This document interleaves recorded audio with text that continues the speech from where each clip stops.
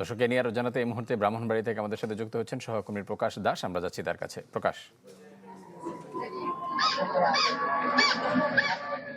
জি ফারুক, আজ সকালে ব্রাহ্মণবাড়িয়ার সদর উপজেলার বিরামপুর গ্রামে যে ভয়াবহ সংঘর্ষের ঘটনা ঘটে, এরপর থেকে কিন্তু পুরো গ্রাম জুড়েই একটি চাপা আতঙ্ক বিরাজ করছে। পাশাপাশি কিন্তু একদম থমথমে পরিস্থিতি। আমরা সকাল থেকে গ্রাম ঘুরে যেটা দেখেছি, এখানে যারা সাধারণ নিরীহ গ্রামবাসীরা যারা রয়েছেন তারা কিন্তু পরবর্তীর হামলার ভয়ে অনেকটাই আতঙ্কিত, যে কারণে তারা তাদের যে বাড়িঘরের যে মালামাল বা আসবাবপত্র রয়েছে এবং গৃহপালিত যে পশু রয়েছে সেগুলো কিন্তু তারা নিয়ে এই গ্রাম ছেড়ে কিন্তু নিরাপদ আশ্রয়ের উদ্দেশ্যে ছুটে যাচ্ছেন। এবং এই বিরামপুর গ্রামের বিভিন্ন পয়েন্টে কিন্তু পুলিশও মোতায়েন করে রাখা হয়েছে যেন পরবর্তীতে কোনো রকম সংঘর্ষ আর ঘটনা না ঘটে।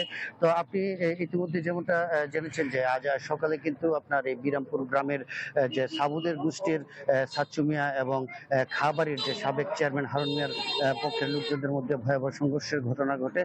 মূলত এই যে সাচ্চু মিয়া এবং হারুন মিয়ার যে আধিপত্য বিস্তার নিয়ে কিন্তু দীর্ঘদিন ধরে সংঘর্ষ, এবং এর আগেও কিন্তু এই দুটি গোষ্ঠীর মধ্যে প্রায় সময় সংঘর্ষ কিন্তু হয়েছে। তো গতকালকে যে ঘটনাটি সেটি হচ্ছে এই সাবুদের গোষ্ঠীরই একজন রয়েছে মুসাম্মদ বেগম, তার গতকাল বয়সজনিত কারণে তিনি মারা যান। এবং তার যে 6 ছেলে রয়েছে, 6 ছেলের মধ্যে বড় 4 ছেলে হচ্ছে আপনার হারুন মিয়ার পক্ষের লোক এবং ছোট 2 ছেলে হচ্ছে নিজ গোষ্ঠী সাবুদের পক্ষের সমর্থক।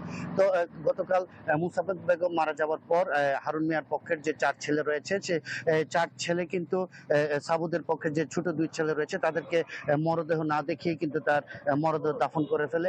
এই নিয়ে কিন্তু গতকাল সন্ধ্যায় তাদের ভাই এবং 2 পক্ষের মধ্যে কিন্তু একটি বাকবিতণ্ডা হয়। এরই জের ধরে আজ সকাল থেকে তারা সংঘর্ষে জড়ায়। এই সংঘর্ষে কিন্তু আমরা যেটা দেখেছি যে এখানে উভয় পক্ষের লোকজন মাথায় হেলমেট, পায়ে প্যাড এবং সুচালু টেটা বল্লম নিয়ে কিন্তু তারা সংঘর্ষে জড়িয়ে পড়ে। এবং ভোর থেকে প্রায় 3 ঘন্টার মতো কিন্তু এই সংঘর্ষে চলে পড়ে। খবর পেয়ে পুলিশ সহ সেনাবাহিনীর যে সদস্যরা ঘটনাস্থলে পৌঁছে কিন্তু তারা পরিস্থিতি নিয়ন্ত্রণে আনেন। এবং এই পরিস্থিতি নিয়ন্ত্রণে আনা হলেও এখনো কিন্তু পুরো গ্রাম জুড়ে কিন্তু পরবর্তী যে সহিংসতার যে একটি আতঙ্ক সেটি কিন্তু বিরাজ করছে।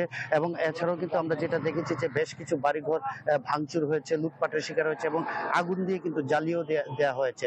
তো আমরা এই সদর থানার ভারপ্রাপ্ত কর্মকর্তার সাথে কথা বলেছি। তিনি জানিয়েছেন যে এই ঘটনায় এখনো মামলা কিন্তু এখনো প্রক্রিয়াধীন এবং এই সংঘর্ষের ঘটনায় এখন পর্যন্ত একজনকে আটক করা হয়েছে। এবং যারা এই সংঘর্ষের সাথে জড়িত বা হত্যাকাণ্ডের সাথে জড়িত তাদেরকে কিন্তু দ্রুত শনাক্ত করে আইনের আওতায় আনার জন্য কিন্তু তারা চেষ্টা চালিয়ে যাচ্ছেন। পাশাপাশি পরবর্তীতে যেন আর এই ধরনের কোনো সহিংসতা গ্রামে না ঘটে সেজন্য কিন্তু তারা অস্থায়ীভাবে পুলিশ এখানে নিযুক্ত করে রেখেছেন, তারা কিন্তু এখানে দায়িত্ব পালন করছেন। তো ফারুক, এই ছিল আমার কাছে সর্বশেষ খবর।